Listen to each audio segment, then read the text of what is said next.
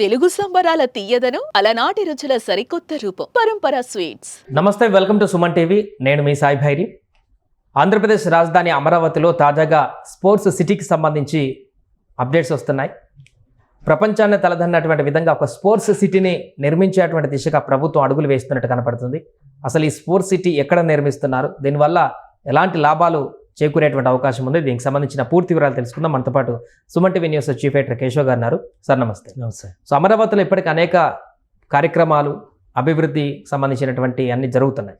దీనిలో భాగంగా sports city అనేటువంటిది ఇప్పుడు వినిపిస్తున్నటువంటి మాట. ఎక్కడ నిర్మిస్తున్నారు, ఎంత మేర నిర్మిస్తారు, దీనివల్ల వచ్చే అడ్వాంటేజ్ ఏంటి? అంటే కొద్ది రోజుల క్రితం రెండు హింట్స్ ఇచ్చింది ఆంధ్రప్రదేశ్ ప్రభుత్వం. ఒకటేంటంటే బీసీసీఐతో కలిసి ఆంధ్ర క్రికెట్ అసోసియేషన్ ఏపీలో క్రికెట్ అకాడమీలు పెట్టాలనేటువంటి ప్రపోజల్లో మూలపేట దగ్గర ఒక అకాడమీని పెడుతున్నాం అనేటువంటి ఒక ప్రకటన చేశారు. ఆల్రెడీ విశాఖలో ఒకటి ఉంది, దానికి ఎడిషన్గా విజయనగరంలో ఇంకొక sports academy, cricket academy, stadium కూడా నిర్మిస్తున్నట్టుగా ప్రపోజల్. స్టేడియం ఇప్పుడు ఉన్నదాన్ని మోడర్నైజ్ చేశారు విశాఖలో. సో రెండోది మూలపేట దగ్గర అన్నారు. మూలపేట ఎక్కడుంది, ఇది ఏదో మారుమూల ప్రాంతంలో ఉందని అందరూ అనుకున్నారు. తర్వాత అది ఫస్ట్ హింట్. రెండో హింట్ ఏంటంటే ఐకానిక్ బ్రిడ్జ్ డిజైన్ని మార్చారు. రాయపూడి నుంచి మూలపేటకు కడుతున్నాం అని చెప్పని ఒక ప్రకటన చేశారు. సో అసలు అక్కడ విజయవాడ నగరానికి దాదాపు ఒక 15 నుంచి 20 కిలోమీటర్ల డిస్టెన్స్లో ఉన్న మూలపేట దగ్గర క్రికెట్ అకాడమీ ఎందుకు పెడుతున్నారు? విజయవాడలో already Andhra cricket association ground ఉంది. ఇప్పుడు ప్రభుత్వ కార్యక్రమాలన్నీ కూడా ఆ మున్సిపల్ గ్రౌండ్లోనే జరుగుతాయి. క్రికెట్ మ్యాచ్లు ఇదివరకు జరిగాయి, ఇప్పుడు జరగట్లేదు. సో ఎడిషనల్గా స్పెషల్గా ఒక పెద్ద గ్రౌండ్ ఉండాలని చెప్పని మంగళగిరిలో ఒక నిర్మాణం చేశారు.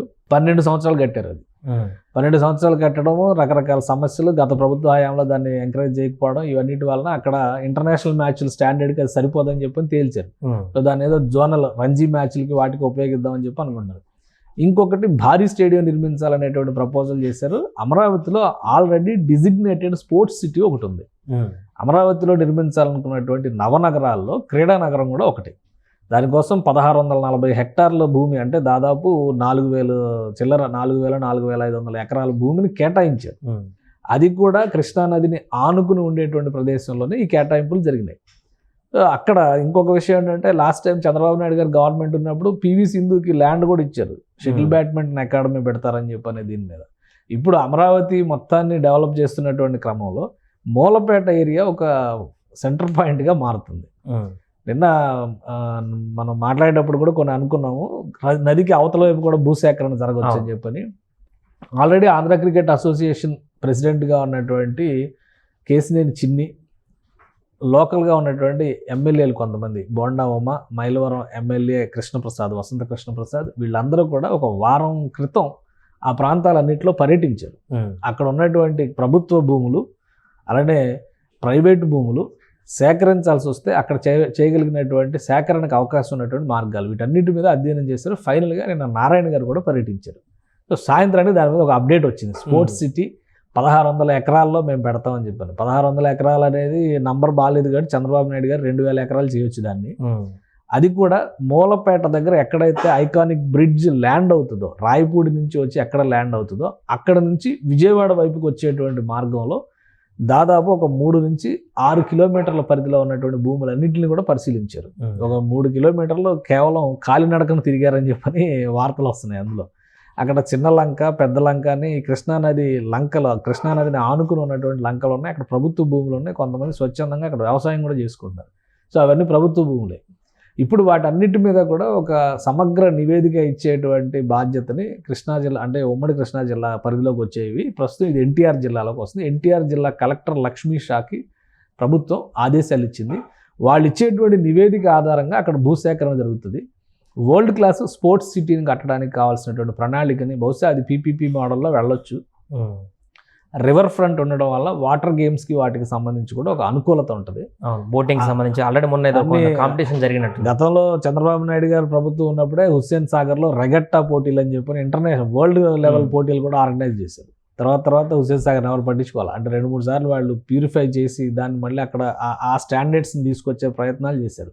ఇప్పుడు ఏకంగా అక్కడ నది, అంటే ప్యూర్ వాటర్, మంచినీళ్ళే ఉండేటువంటిది కాబట్టి స్పోర్ట్స్ వాటర్ స్పోర్ట్స్ రిలేటెడ్వి క్రికెట్ రిలేటెడ్, ఇప్పుడు క్రికెట్కి సంబంధించి బీసీసీఐతో ఒక ఒప్పందం జరిగింది. ఆ ఒప్పందం సారాంశం ఏంటంటే 60% వ్యయం భరించడానికి బీసీసీఐ రెడీగా ఉంది. దేశంలోనే అతిపెద్ద క్రికెట్ స్టేడియం ఇప్పుడు మొతేరాలో ఉన్నటువంటిది, అహ్మదాబాద్ దగ్గర ఉన్నటువంటి స్టేడియము 1,25,000 మంది కూర్చునేటువంటి స్టేడియం. దాన్ని మించి 1,30,000-1,35,000 మంది కూర్చునేటువంటి స్టేడియం నిర్మించాలనేటువంటి ఒక ప్రతిపాదన చేశారు. దాదాపుగా 800 కోట్ల రూపాయలు ఖర్చు అవుతుందని చెప్పి, 800 కోట్లు అంటే 1000 కోట్లు చేస్తారు ఎట్లా చేసి, ఏవో ఒక ఎడిషన్స్ ఉంటాయి మళ్ళీ. దానికి ఒక 60 ఎకరాల ల్యాండ్ కావాలని చెప్పని అడిగారు. ఆంధ్ర క్రికెట్ అసోసియేషన్ 40% బేర్ చేయడానికి రెడీ అయింది.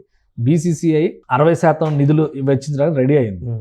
సంవత్సరానికి 10 ఇంటర్నేషనల్ మ్యాచ్లు ఉండే విధంగా బీసీసీఐ ఒక మాట కూడా ఇచ్చిందని చెప్పని ఆంధ్ర క్రికెట్ అసోసియేషన్లో ఉన్నటువంటి కొంతమంది పెద్దలు చెప్తున్నారు. సో ఒక స్పోర్ట్స్ కాంప్లెక్స్లో క్రికెట్ రిలేటెడ్ స్పోర్ట్స్ కాంప్లెక్స్ అనేది చాలా ముఖ్యమైనటువంటి పాత్ర పోషిస్తుంది. అంత పెద్ద స్టేడియము, అంత ఇన్ఫ్రాస్ట్రక్చర్ నిర్మాణం జరిగితే కనుక స్పోర్ట్స్కి, ముఖ్యంగా క్రికెట్కి అది మంచి ఊతం ఇచ్చేటువంటి నిర్ణయం అవుతుంది. ఈ రెండు అంశాలను దృష్టిలో పెట్టుకుని బహుశా రాష్ట్ర ప్రభుత్వం నదికి అవతల వైపున స్పోర్ట్స్ సిటీ ప్లానింగ్ చేస్తున్నట్టుగా కనిపిస్తుంది. 1600 నుంచి 2000 ఎకరాలు అయితే తీసుకునే అవకాశాలు ఉన్నాయి. అలాగే హైదరాబాద్లో కూడా స్పోర్ట్స్ సిటీ అనేటువంటి ప్రపోజల్ గతంలో చేశారు. శామీర్పేట సైడ్ అసలు మొత్తం అక్కడ నిర్మించే ప్రయత్నం కూడా చేశారు. బట్ అది ఇంకా అక్కడే ఉండిపోయింది. సో ఇప్పుడు కూడా అలాంటి పరిస్థితి రియల్ ఎస్టేట్ భూమి కోసం హైదరాబాద్లో అప్పుడు చేసినటువంటి ప్రతిపాదన. ఎందుకంటే ఇప్పుడు రేవంత్ రెడ్డి గారు కూడా ఇప్పుడు ఒక ప్రతిపాదన చేశారు, స్పోర్ట్స్ యూనివర్సిటీ పెడతామని చెప్పని అన్నారు. స్పోర్ట్స్ యూనివర్సిటీ ఎక్కడ పెడతాన్నారు రేవంత్ రెడ్డి గారు?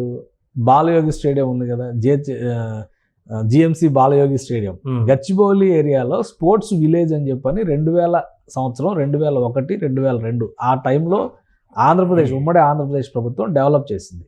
నేషనల్ గేమ్స్ని 2002లో ఆర్గనైజ్ చేసింది. చంద్రబాబు నాయుడు అప్పుడు ముఖ్యమంత్రి. అదేవిధంగా అక్కడ స్పోర్ట్స్ కాంప్లెక్స్ ఇప్పుడు కూడా మీరు చూస్తే క్రికెట్ స్టేడియం, అక్కడ క్రికెట్ స్టేడియం లేదు, ఫుట్బాల్ గ్రౌండ్ ఉంది. Football ground, running track, indoor games కి సంబంధించి బాస్కెట్బాల్, వాలీబాల్, హాకీ, ఆస్ట్రోటర్ఫ్ కోర్టులు ఉన్నాయి. అక్కడ 4 కోర్టులు వేశారు. స్విమ్మింగ్ పూల్స్, ఇంటర్నేషనల్ స్టాండర్డ్స్ ఉన్న స్విమ్మింగ్ పూల్స్ ఉన్నాయి. అవన్నీ గాలికి వదిలేశారు. కొత్తగా స్పోర్ట్స్ సిటీ ఎక్కడో కడతామని ప్రపోజ్ చేశారు. ఉన్న ఇన్ఫ్రాస్ట్రక్చర్ ఎలా వదిలేస్తారు? ఇప్పుడు రేవంత్ రెడ్డి గారు ఏం ప్రపోజ్ చేశారంటే ఈ కాంప్లెక్స్ను ఉపయోగించుకొని స్పోర్ట్స్ యూనివర్సిటీ పెడతానన్నారు. సో అది కొంత వైజ్ డెసిషన్. అప్పుడు ఏంటంటే ఉత్తర హైదరాబాద్లో ఏదో రియల్ ఎస్టేట్ డౌన్ ఉంది, భూమి ఉంది, అది ఉంది, ఇది ఉంది అని బాగా యాడ్స్ కూడా వచ్చాయి విపరీతంగా. సో అందుకని పెద్దగా ఎవరికి ఎక్కినట్లేదు. కొత్తగా కట్టాల్సినంత అవసరం ఏముంది అనేది కదా. ఇప్పుడు 20 సంవత్సరాలు అయినా కానీ ఆ ఇన్ఫ్రాస్ట్రక్చర్ చెక్కు చెదరలేదు. మెయింటైన్ చేస్తే అద్భుతంగా ఉంది. ఇంటర్నేషనల్ మ్యాచ్లు జరిగి, బాస్కెట్బాల్ ఇంటర్నేషనల్ టోర్నమెంట్స్ జరిగినాయి ఆ గ్రౌండ్స్లో, కానీ ఎవరు పట్టించుకోవాలా.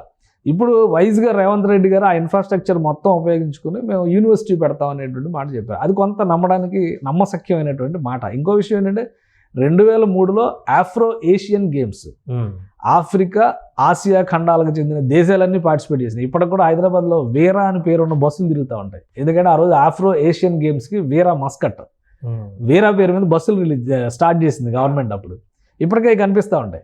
అంటే మనం ప్రజల సొమ్ము కాబట్టి అత్త సొమ్ము అల్లుడి దానం లాగా ఉన్న ఇన్ఫ్రాస్ట్రక్చర్ని వాడుకోకుండా ఎక్కడికో వెళ్ళేటువంటి ప్రయత్నాలు జరుగుతున్నాయి. అది కాకుండా ఇప్పుడు అమరావతిలో వచ్చేసరికి ఏమవుతుందంటే కొత్తగా ఇన్ఫ్రాస్ట్రక్చర్ క్రియేట్ చేయాలి. ఇప్పుడు ఎక్కడైతే కొత్తగా ఒక ఇన్ఫ్రాస్ట్రక్చర్ క్రియేట్ చేసి దాన్ని ఒక వెన్యూ కింద మారుస్తారో ఫ్యూచర్లో భవిష్యత్తు అవసరాలు దాన్ని విస్తరించుకోవడానికి అవకాశం ఉంటుంది. అమరావతి నగరంలో అవైలబిలిటీ ఉన్నటువంటి స్పోర్ట్స్ సిటీకి మాత్రమే పరిమితం అయితే భవిష్యత్తు విస్తరణకు అవకాశం ఉండకపోవచ్చు. అందుకని చెప్పి, ఎందుకంటే అవతల వైపు నది ఉంది, యువతల వైపు రాజధాని ఉంది, అంటే అడ్మినిస్ట్రేటివ్ సిటీ మొత్తం కూడా దాని పక్కనే వస్తుంది, స్పోర్ట్స్ సిటీ పక్కనే. బహుశా అందుకనే ఏపీ గవర్నమెంట్ కొంచెం ముందు చూపుతో ఆలోచించి 2 ప్రాంతాలను ఇంటిగ్రేట్ చేస్తే కనుక. ఇంకోటి, కృష్ణా జిల్లా cricket colonel CK Naidu first captain of Indian cricket team. ఆయన ఉమ్మడి కృష్ణా జిల్లా నుంచి రిప్రజెంట్ చేసినటువంటి వ్యక్తి. సో ఇప్పుడు ఉమ్మడి కృష్ణా జిల్లా పరిధిలో వచ్చేటువంటి ప్రాంతాల్లో స్పోర్ట్స్, అలానే ఉమ్మడి కృష్ణా జిల్లా పరిధిలో ఇంకోటి వాలీబాల్. మనకు తెలియదు, బ్రిటిష్ వాడి టైంలో కూడా వాలీబాల్ టాప్ ప్లేయర్స్ ఉండేవాళ్ళు, ఖోఖో టాప్ ప్లేయర్స్ ఉండేవాళ్ళు, షటిల్ బ్యాడ్మింటన్ కూడా టాప్ ప్లేయర్స్ ఉండేవాళ్ళు. ఈడ్పుగంటి ఈశ్వరరావు అనుకుంటా ఆయన పేరు, ఇంటర్నేషనల్ వాలీబాల్ ప్లేయర్ ఆయన, అంత పేరు తెచ్చుకున్నటువంటి ప్లేయర్స్ ఉండేవాళ్ళు. సో ఒక వైజ్ డెసిషన్ ఏంటంటే ఉమ్మడి కృష్ణా జిల్లా పరిధిలోకి రాజధానికి 2 వైపులా ఉండే విధంగా స్పోర్ట్స్ సిటీని డెవలప్ చేస్తే. ఇంకో పాయింట్ మనం ఆలోచించాల్సింది ఏంటంటే అది తెలంగాణ సరిహద్దులకు చాలా దగ్గర ప్రాంతం ఉంది. 30-40 కిలోమీటర్స్ దూరంలో తెలంగాణ రీచ్ అయ్యేటువంటి అవకాశం ఉంటుంది. సో ఏ రకంగా చూసినా కానీ అది ఒక సెంట్రల్ పాయింట్ అయింది. ఇప్పుడు 1,25,000 మంది, 1,30,000 మందితో క్రికెట్ స్టేడియం కడితే వచ్చే ఆడియన్స్ ఎక్కడి నుంచి రావాలి, ఆ యాక్సెసిబిలిటీ ఉండాలి కదా. సో ఇవన్నీ ఆలోచించి బహుశా నదికి అవతల వైపు అయితే స్పోర్ట్స్ సిటీ వలన ఎక్కువ అడ్వాంటేజ్ ఉంటాయి అనేటువంటి ఆలోచన రాష్ట్ర ప్రభుత్వం చేస్తున్నట్టుగా ఉంది. ఆ క్రమంలోనే ప్రాథమిక సర్వే చేశారు. ఇప్పుడు కలెక్టర్ ఇచ్చేటువంటి నివేదిక ఆధారంగా స్పోర్ట్స్ సిటీ పైన మరింత ఫోకస్ పెట్టేటువంటి అవకాశం. ఇప్పుడు 2028కి నేషనల్ గేమ్స్ కండక్ట్ చేస్తానంటున్నారు చంద్రబాబు నాయుడు ఆంధ్రాలో, అది కూడా అమరావతి రీజియన్లో. అంటే ఏంటి, ఈ 3 ఏళ్ళు యాక్షన్ ప్లాన్ రెడీ చేసుకొని ఉండాల్సిందే 2028కి కట్టాలంటే. మనం ఇప్పటివరకు ఒలింపిక్స్ ఆర్గనైజ్ చేయలేదు, దేశంలో ప్రపంచంలోనే టాప్ 5 కంట్రీస్లో మనం ఉన్నామని చెప్పుకుంటున్నాం గొప్పగా. మన ఆ ఇన్ఫ్రాస్ట్రక్చర్ డెవలప్ కావాలంటే ఎవరో ఒకరు ఇనిషియేషన్ తీసుకోవాలి కదా. బహుశా అలాంటి ప్రయత్నాలు జరుగుతున్నట్టుగా అనిపిస్తుంది. ఇప్పుడు స్పోర్ట్స్ అంటే ఇండోర్ లాంటి ప్రాంతాలే ఎప్పుడెవరు గుర్తొస్తుంటాయి మన దేశంలో. ఇక్కడ ఉన్నటువంటి వాళ్ళు కూడా చదువుకోవడానికి కానీ ఎన్ఐ చేయడానికి కానీ అక్కడికి వెళ్తుంటారు, సాట్ కానీ ఇవన్నీ చేయడానికి చదువుకోవడానికి కూడా. సో అలాంటిది ఇప్పుడు 2వ స్పోర్ట్స్ రాజధానిగా చెప్పుకోవచ్చా ఇండోర్తో పాటుగా? ఇక్కడ ఖచ్చితంగా అంటే డిఫరెంట్ గేమ్స్. ఇప్పుడు ఒకటేంటంటే ఒకటే క్రికెట్ని ప్రోత్సహించే విధంగా ఉంటే, అప్పట్లో ఏంటంటే ఇండోర్ రాజులు వాళ్ళు స్పెషల్గా క్రికెట్ని ఎంకరేజ్ చేయడం అనేది కలిసి వచ్చింది. బరోడా కానీ ఇండోర్ కానీ అక్కడ ఉన్నటువంటి రాజులు వాళ్ళు మన బ్రిటిష్ సంస్థానాలతో ఉన్నటువంటి బ్రిటిష్ రాజ్యంతో ఉన్నటువంటి ఒప్పందాల మేరకు వాళ్ళు స్వచ్ఛందంగా వాళ్ళు ప్రమోట్ చేశారు. అందుకని అక్కడ ఆ అడ్వాంటేజ్ ఉంది. ఇప్పుడు ఇది స్వతంత్ర భారతదేశంలో కాబట్టి ఆ ఇన్ఫ్రాస్ట్రక్చర్ ఎవరు ముందు క్రియేట్ చేస్తే వాళ్ళ దగ్గరికి అవకాశాలు వచ్చేటువంటి ఛాన్సెస్ ఉంటాయి. ఇప్పటివరకు ఎవరు ఫోకస్ చేయలే, స్పోర్ట్స్ మీద పెద్దగా పెట్టాల్సినటువంటి అవసరం లేదు అని చెప్పని అధికారంలో ఉన్నటువంటి వాళ్ళందరూ భావించారు. ఒలింపిక్స్ పథకాలు వచ్చినప్పుడు మాత్రం పర్టికులర్ భారతదేశం లేదే అని మనం బాధపడతాం. రేవంత్ రెడ్డి గారు కూడా ఇప్పుడు అదే మాట మాట్లాడుతున్నారు కదా. ఇన్ని కోట్ల మంది ఉన్నటువంటి దేశంలో 2 పథకాల ఎందుకు మనం ఎక్కువ పథకాలు సాధించలేము అనేటువంటి మాట మాట్లాడాలి. కాబట్టి దానికి ఒక విజన్ ఉండాలి.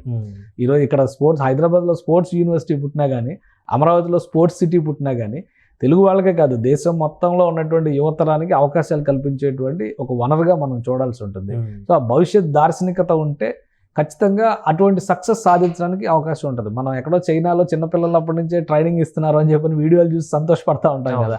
ఆ ప్రయత్నం మనం ఎందుకు చేయట్లేదు అనే ప్రశ్నకు సమాధానమే ఈ నిర్మాణాలపైన వీళ్ళు ప్రణాళికని ఆవిష్కరించడం అనేది. భవిష్యత్తులో ఖచ్చితంగా దేశానికి అద్భుతమైనటువంటి క్రీడాకారులను అందించేటువంటి వనరులుగా అవి ఉపయోగపడాలనే లక్ష్యంతోనే ఇప్పుడు వాటికి బీజాలు పడుతున్నట్టుగా మనం భావించవచ్చు. Right sir. అది ప్రస్తుతం అమరావతిలో స్పోర్ట్స్ సిటీకి సంబంధించి, సిటీ నిర్మాణానికి సంబంధించి ఇప్పటికీ అధికారులు దానికి సంబంధించి భూసేకరణ కానీ ఏ ప్రాంతంలో అనువుగా ఉంటుందో దానికి సంబంధించినటువంటి ప్రణాళికలన్నీ కూడా సిద్ధం చేస్తున్నట్టు కనపడుతుంది. ఒకవేళ ఈ స్పోర్ట్స్ సిటీ అనేది కూడా రూపుదిద్దుకుంటే అమరావతిలో దేశవ్యాప్తంగా ఉన్నటువంటి స్పోర్ట్స్ సిటీలలో ఇదొక మైలురాయిగా మారేటువంటి అవకాశాన్ని అయితే చూడవచ్చు.